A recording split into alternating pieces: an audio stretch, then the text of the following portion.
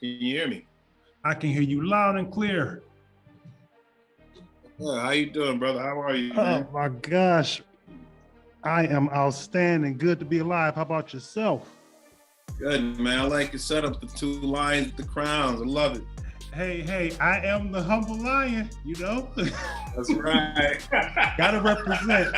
Man, listen, Mac, I gotta tell you, man, first and foremost, thank you so very much for giving me this opportunity to rap with you for a little bit, man. It means the world. I know you're a busy brother and you're taking the time to have a conversation, so. No, man, you're a good dude, man. Good energy, man. And I was just like, yo, definitely you got somebody in me rooting for you, dogs, and you're just a good person, man. So good man, vibe, wow. It's my pleasure. Thank you. You said you shared something with me. You taught me something when I met you. A really good quote. You said, "Impossible is nothing. It's so simple, but it's so powerful." Tell me, did you come up with that, or did someone share that with you? How did you come to that? For me, that's a quote, man. I keep that on that's Muhammad Ali. Okay. He has this impossible is nothing quote. I used to keep it on my wall. It was just one of those affirmations that also helped me. Okay. I think I may screw it up, but it's like impossible is just a small word used by impossible, just a big word used by small men who find it impossible to change the things, to dare to change things around them. Impossible. I'm screwing the whole entire thing up, but it's impossible is not a fact. It's an opinion. Impossible is a dare. It's just beautiful. Look it up. Google Muhammad Ali. Impossible is nothing quote. But it's one of those things that told me whatever I think of, whatever I put my energy toward, whatever that it can happen. That I can knock down any obstacles that presents that gets in the way of me and whatever objective I want. Okay.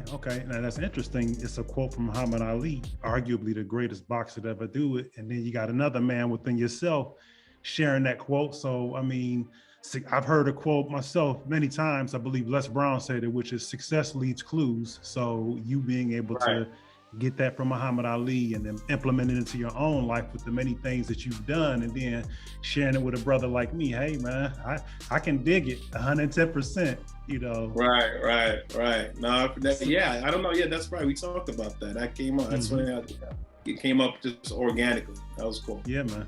I tell you now, you've done a slew of things: Blue Bloods, Bones, House of Cards, True Blood, iZombie, American Gangster, and then what I've known you from is the Amazon hit series Reacher. A good friend of mine, Ricky Ellington, told me about it, and we talk a lot of crap to one another back and forth. But this is something he shared with me that was actually valid information, because I watched it, man, and I was blown away. I thoroughly enjoyed it from beginning to end. And when we spoke before, you're welcome.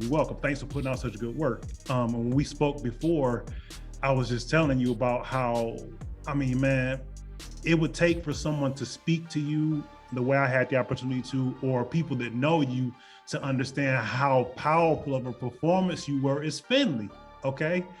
And the reason why I say that is because talking to you, Mac, you're a cool brother, man. It's like talking to my brother Keith or my cousin Curtis. Real cool. But to see Finley is like, I'm sure you have a serious aspect of your personality, but Finley is just straight-laced, serious business. We've seen him loosen up as it went on, but even still, just the way that he was is so different from what I have learned of you. So what went into creating that character?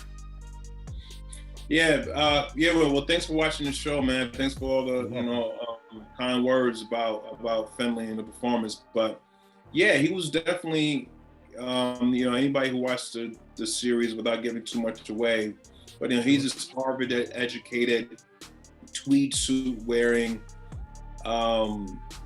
chief detective, one of the only Black people in this town. Right. And he has something to prove. 20 years on the force in Boston, he wasn't able to attain a certain goal in terms of being the chief detective there. And I think that he has something to prove. He could just retire and travel the world and just, you know, stay away from law enforcement, but he decides to pursue it further in this small town of Margrave. And so he's, and obviously, you know, if you watch the show, there's a backstory there of why he is the way he is. Sure. So somebody, I just honestly just had to stay true to his backstory, to what was going on. I'm trying to say it without giving it away here, unless it doesn't matter at this point. Sure. I don't know. The show's been out a few months, so hey, spoiler alert. Hey, man, I'm talking like the show just came out yesterday, but it's been a few months. You know what? But the thing about it, Mac, I mean, hey, some people may not have seen it, so it's nice. And that's why I want to respect the people who have not seen it, but the people who have seen it, they know what I'm talking about. Absolutely. So it's staying true to that backstory, to that backstory. So. He's straight-laced and unwavering, stubborn. But there's a reason. But there's a reason why. And I think once people kind of realize why he's like that, that's where the turn of it in terms of wow, people liking the character and enjoying the character. And 100%. more importantly, appreciating the dynamic that Finley and Reacher have with him. For sure. You know, a lot of people spoke on Alan Richardson's his build and how true he was to the character and him being imposing in that his stature. But it's like, Mac, man, I can't sleep. They need to stop sleeping. I've seen you on the show and I've seen you in person, brother. You fit. I was looking at the picture that we took. Man, I was looking at your bicep, man. Dude, I tell you what, man, I couldn't. One of my mentors, one of my great friends in life, Nick Santora, is the showrunner of the series, and so. And I, when I auditioned and went through the process of booking the part, and then I get it.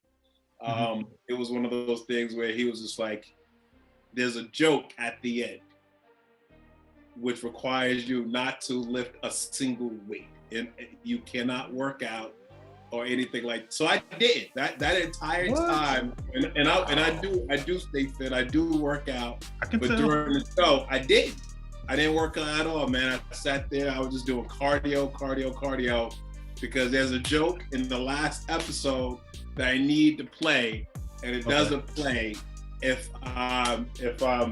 I stay as fit as I usually do. I mean, I'm not Alan Richardson fit. I mean, not many people are. Hey, don't sleep. Mac, I can't let you sleep on yourself, brother. In terms of keeping it together. Keeping it together. Okay. So, yeah, man. That was one of the things in terms of, I'm like, okay, I'm just doing cardio. Just had the treadmill out. Sure. Just running and just running, doing some boxing. That's the good. Okay. See, okay, I got to get to that. So for brothers like myself and others that watch and have the admiration and respect for you that I do, and I'm sure many, many, many others do, what kind of nutrition do you adhere to stay in shape? And you said treadmill, you said cardio, you said boxing. So are you a martial artist as well? I'm not a martial artist, man. I'm more of a boxer. I mean, I grew up boxing. I dabbled in coming up, dabbled in kung fu and karate, things like that. Okay. And then just became but I was a boxing fan, man. I grew up a boxing fan, so I kind of stuck with that. But then I fell out of it for some time. But then what made me fall in love with it all over again, in terms of, I always watched all the fights, but in terms of training, was I was up to play Joe Frazier a few years ago, and I was sitting here like, I think I'm too small to play Joe Frazier, but they really wanted to see me for it. I was like, all right, but I didn't know he was like 5'10". I'm I'm 5'9", you know, Okay. and he's 5'10". So I thought he was I always thought he was bigger than that, you know. Okay. So I was like, okay, yeah, throw some lifts on me, give me that extra inch or whatever like that. Put me in some Air Force Ones, you know. I'll get that on some Air Max, Nike Air Max, you know. I'll get that extra inch for Frazier. But I started learning about him, and I started training at this boxing gym in Tarzana. Okay. And we went hard. We went super hard, dude, in terms of preparation. And I didn't know I had a Joe Frazier performance in me. I didn't know I had that fighting style, even fighting the way he did. Sure. But the movie ended up not going. It was a movie that was supposed to be directed by Ang Lee. It was about the relationship between Muhammad Ali and Joe Frazier. Okay. Behind the scenes. Sure. There was a lot of things that people didn't know. I don't even know how they had these conversations documented. But the movie never went. But I stayed consistent with the boxing, and this was back in, I think that audition was back in 2014, and so I've been consistent since 2014. Wow. Okay. Well, you know, Mac, a lot of people, myself included, consider boxing a martial art. Man, you know a skill. You know, right. So, and then I mean the conditioning that goes into it, the running, the skipping rope. My gosh, you know. Yeah. So, well, I try to train maybe, you know, I train maybe 3 times a week. And nutrition wise, I just you know, it's if I'm getting ready for a role, I feel like that's when my diet's the best. Okay. It's in between roles. Yeah, man. I'm a big snacker, so I'll snack it up, but I never get too out of control. I try to keep it. I don't get too crazy. Hey, to do what you've done, what you've accomplished in terms of your film career and how you manage your physique, all of that takes discipline. So, I mean, clearly you got a strong sense of discipline within you. So no downplaying or taking away from that, good brother. You're welcome. You are not a new father, but a newer father. Tell me about that experience. How you feel about that, Daddy? It's been the most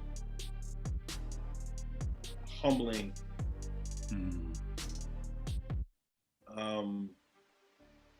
emotional, grounding experience of my life. You know, listen, man, if you need me to cry in a movie, I could do it in a heartbeat right now. Oh, man. My emotions are available to me. Sure. At such a level, like, emotional things right now, I'm ready. It's all available. I felt your demeanor changed, Mac. I could feel it, man. So I'm like, oh boy, you know, I'm glad I got my shades on. But no, I'm gonna keep it real with you, man. I'm not gonna just kind of like, hey, man, it's the greatest thing ever in the world. No, man, it is that. You know, it obviously is that, man. But it has gotten me. It's just to see my baby boy, man. It was a journey to bring him into the world. Sure. And the level of gratitude I have, I understood gratitude, and I always consider myself a gracious person, man. But I'm bathing on such a level that I've never ever experienced in my life. I'm so grateful, and just the responsibility of taking care of my son and my wife, and us just seeing my wife as a mom, her seeing me as a dad, and we having that new experiences of seeing each other in those particular roles. And so there's things, man, I didn't know I was gonna feel like this. I didn't know I was like, yeah, I'll be cool. I'm not gonna be emotional. I was crying, dude. I did not know I could be so emotional. And you know what, man? I'm not being a tough guy about it, man. I'm not being tough about it. It's the definition of happiness. Sure. I'm feeling that. I'm living in that, and I don't know, man. It's just the background, and the environment I grew up in. It was just one of those things where I don't know. It kind of was like soft to embrace those particular feelings, except with your circle. Your circle, you do it with the circle. But outside of that, at least you don't really express it. And I'm like, no, the hell with it. I'm expressing it. It's amazing. And I'm honored to be my son's father. And wow.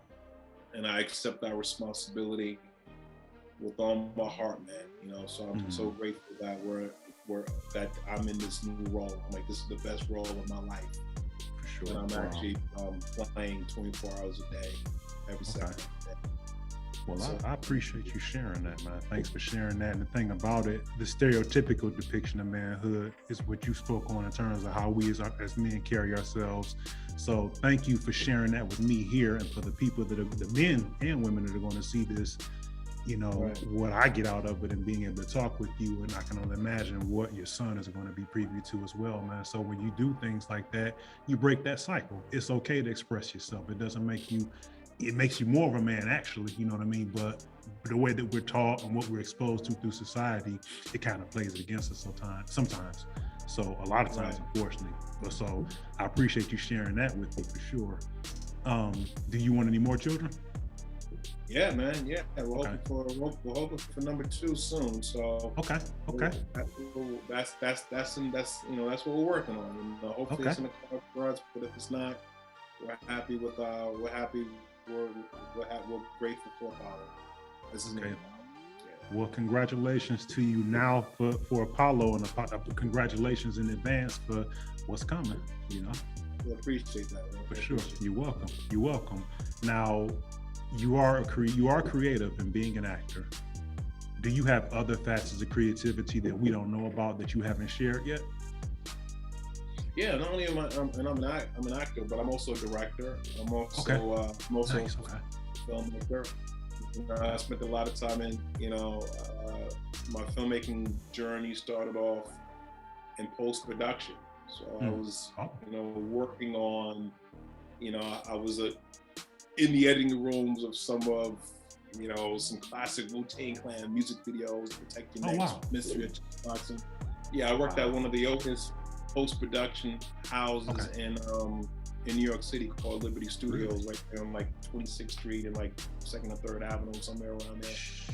But I got to work with some amazing filmmakers who took me under their wing.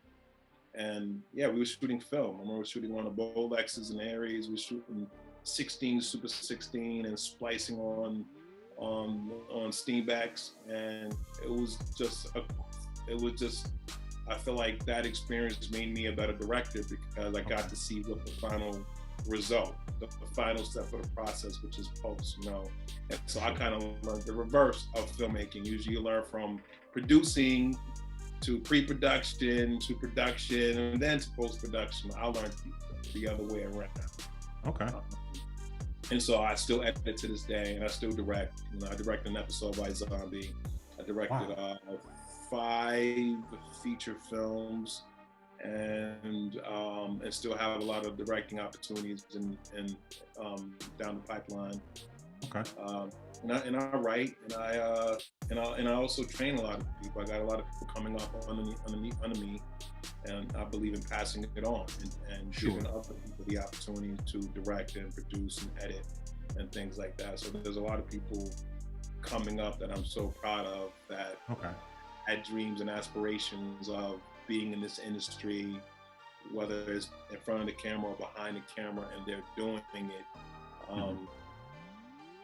I was able to give them those opportunities. So that makes me more excited than the opportunities that I get for myself. Okay. Would you say that you are more, I would almost submit to you that you seem more passionate about the production and the directing aspect than the acting. Which would you say that you have more aspirations or more passion for? I'm gonna say as I've gotten older, man, I've gotten more passionate about work behind the camera. Okay. And I just think it was a natural evolution for that to happen. It's one of those things where I love acting. I always want to say acting is, I would not have gotten into directing, editing without acting. Acting is always going to be the number one thing. I found my voice. I found who I was through acting. And so that was the seed. But acting it presented other roads for me to explore and go down. And there was some things that I tried that I just wasn't my lane. I wasn't really good at it, but I do understand it. And with the people who are good at it, I go, wow, I know what it takes to be be so good at that. Like being a DP, a directors of photography. They're amazing. Oh my Lord. Okay. For sure. Sound guys and things like that. People who really are masters, set deck, production design. I mean, just masters at their crafts. So I kind of found the things that I became good at, and that was the post-production, directing, and pre-production, and things like that. But as I've gotten older, I love creating, man. I love creating things from scratch. I love being a part of the process from development through distribution, and where as an actor, you're only a part of it during the production. Sure. And then you wait, and then when the show comes out, you see the result of it. And that process for me is that exists in that particular lane. But there's something I love being a part of the entire process from beginning to end, from its inception to its getting out there into the world. And more importantly, I love to give someone else the opportunity of seeing their idea pop in their mind, to writing it down, to now seeing it on a big screen or small screen or on the stage. It's addicting. I love it. And so I find myself these days being more passionate about that. I get that as well. That's awesome, man. Just even, excuse me, and that's the other aspect of that I've heard you say on more than one occasion in this interview, is just how you more or less want to share and help.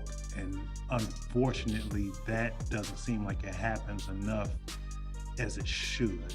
One person will achieve a certain level of success, and then they have that success and it's theirs, and they don't, and that, not to say that they're obligated to share anything, but to have that heart of compassion that you exhibiting from what you share and speaking today. And of course, the fact that we're having a conversation now, man, that's major, man. So me having the level of gratitude that I have for you to allow this interview is one thing. So I couldn't imagine the many people that you've influenced and encouraged and have taught along the way, man. So God bless you, brother. That's a beautiful thing. And not only in helping them, but also in setting that example to be helpful. You know what I'm saying? So it works, brother. It works. I think, I know for me, it makes me feel good, man. It keeps the cycle of creativity going. And also, one of the things, and this, I wasn't looking for this, but this is what happens. It kind of keeps you, because there's people who now pulling me. They've achieved a certain level of success, and they're like, remember you did this and you did this and this, now I'm doing this. Can you be a part of this? So now it's creating opportunities that I wasn't looking for, or I didn't even know wasn't even on my radar. I'm like, I forgot about that. And there's been some amazing stories over the last couple of years of some of that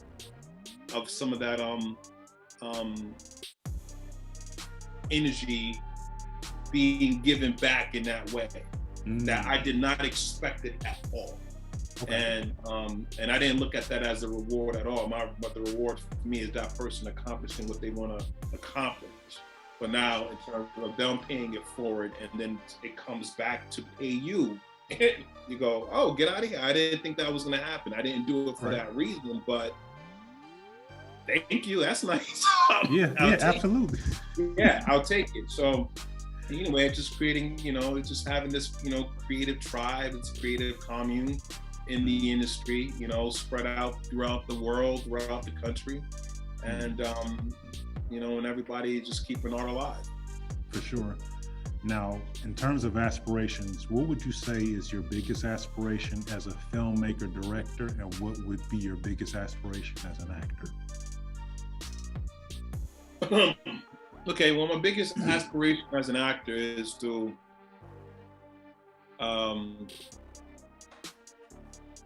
obviously to continue acting and to create a platform where because it was so, and also to introduce it to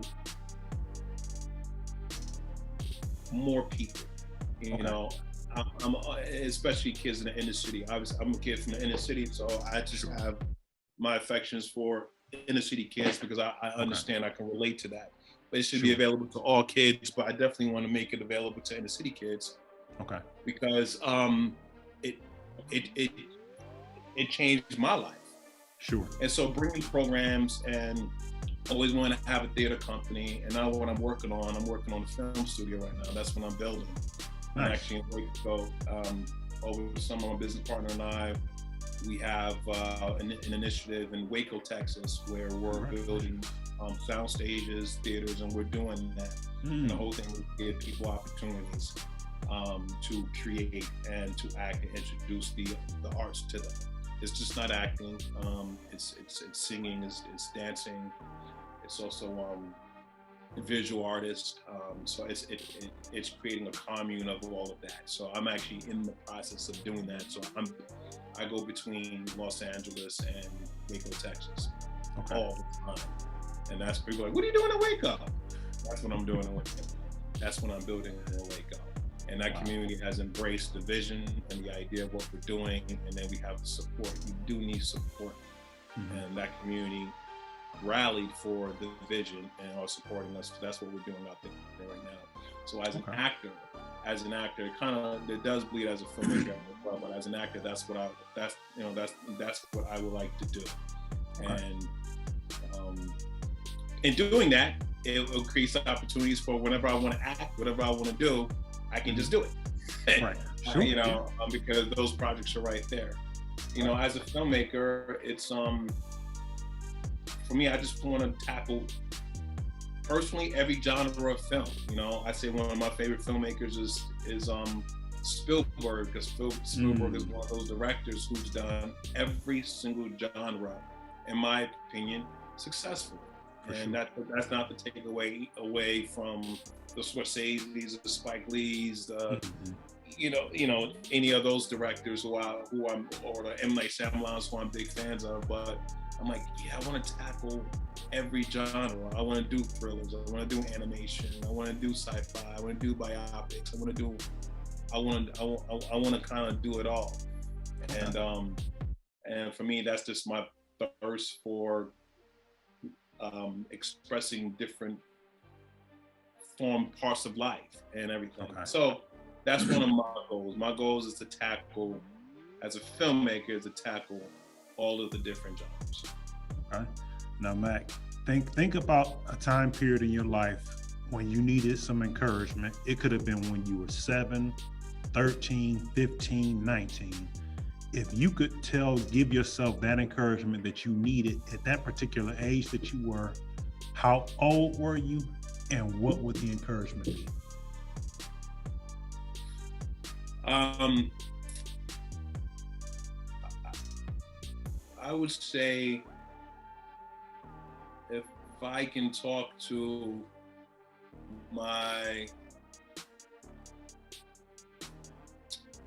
it's funny. I would say if I could talk to it's funny, man, you asked that question because the encouragement actually came from somebody else, and I was fortunate enough to get that encouragement from a guidance counselor, and so it's kind of like my words will come through this because there was a point in my life where things could have really, really took a different turn. 100% took a different turn, and it took a guidance counselor to sit there and fight for it to go some other way, and that led in the direction that we're going now. But if I had to give myself the biggest, it's I would say,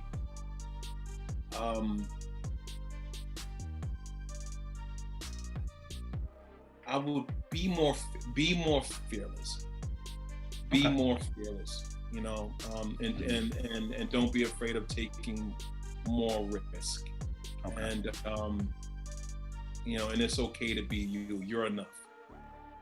Sometimes you're enough. Who you are enough, and build on who you are. Obviously, being younger, I would say 12, 13, or whatever, just being super impressionable. So you're going through the identity crisis and stuff, and I kind of felt.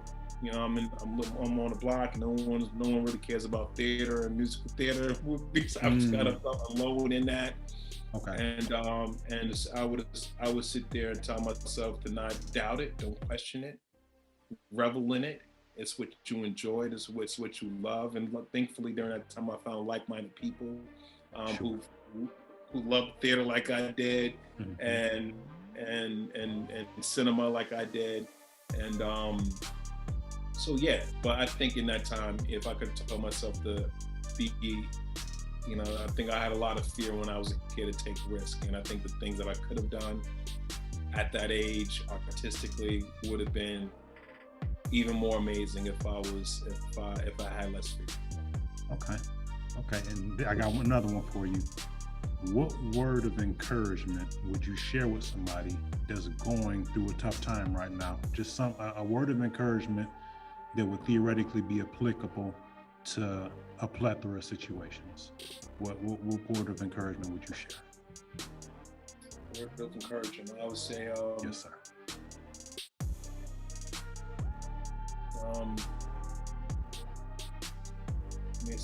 It's funny. I go back to sometimes these words aren't even complicated. Just believe. It's the power of belief. Mm-hmm. That would be my word of encouragement. I mean, if you believe in whatever you set your mind to do or to want to achieve, you gotta believe it. You can believe it so much that you can make someone else believe it.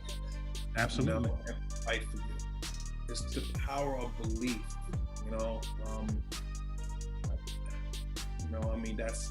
Obviously that's the seed to all kinds of, to everyone's, no matter what your spiritual religious is, it starts with belief. You have to believe it first.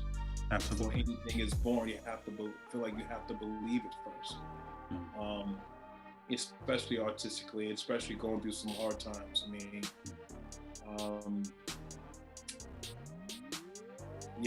especially going through some hard time, you gotta believe there's another side of it. You can get to the other side of it, and to take it day by day, one step at a time, and stay the course, and believe that there's another side. You can get to the other side. You gotta believe in what's on the other side, and sometimes it may take a little longer than what you may think to get there, or what you can possibly think you can handle. But but if you believe you can get there, that's a lot of fuel, man. It is. I agree. I'll fuel you. That'll get you there. And I'm not saying it's easy. Just because you believe don't make it easy. Right. Yeah. Very true statement. I have I gotta reiterate this again. And you kind of touched on it a little bit earlier, but thank you again for taking this time to speak to me, because in doing this, it's a belief in what I'm doing. And I appreciate that. This means the world, man. This means the world to me. And I really appreciate that. It's humbling to be able to have this conversation with you. And I'm looking forward to everything that you do. I mean, again, my first exposure was to Reacher, but I'm gonna definitely keep a watchful eye and a lot of praying for you, man, that you keep shining, brother. Ask me who my favorite actor is. Who's your favorite actor? Malcolm Goodwin. Malcolm Goodwin. And I'm looking forward to seeing you shine bright, brother. I mean, brighter than, just consistently, and taking your rightful place amongst some of the other men that we admire. Your Denzel Washingtons, your Morgan Freemans, you know what I'm saying? Your Sam Jacksons, Right. It's a cat. I'm not sure if you're familiar with him. You may be. His name was William Forsythe. Oh yeah. No, he did a lot of stuff in the 90s, some in the 2000s, just to name off some guys that were just really talented. I don't think he necessarily got the shine that he should have, but right. But I enjoyed him thoroughly. But like I said, I'm looking forward to seeing what you do next, good brother. I appreciate it, man. I appreciate it. I believe so. I'm gonna keep going. Mm-hmm. I'm gonna have links in the description, but do you have any favorite social media platforms that you like for people to be able to follow and support you on IG, other than IG, I should say, I'm sorry. Yeah, it's I think it's Malcolm J. Goodwin on all platforms. Okay. Malcolm middle initial J Goodwin. I try my best. I stay so busy, and so I'm not on my phone like that. Like I'm Right. not on my phone like that. But I do try to make the effort, especially when it shows out and we have to promote it and get it out there. So I really try my best. But I'm on Twitter. I'm on Instagram. Is probably where I'm most active. Okay. Good deal. Well, hopefully, brother, as you continue to build in terms of what's going on in Waco and just your career as a whole, one of these days, hopefully I can get you back on and tell me what's going on if you have the time, possibly. Beautiful. Yeah, anytime. Beautiful. Yeah, whether it's to talk about a show, and I got other shows coming out too, which the audience could also look out for.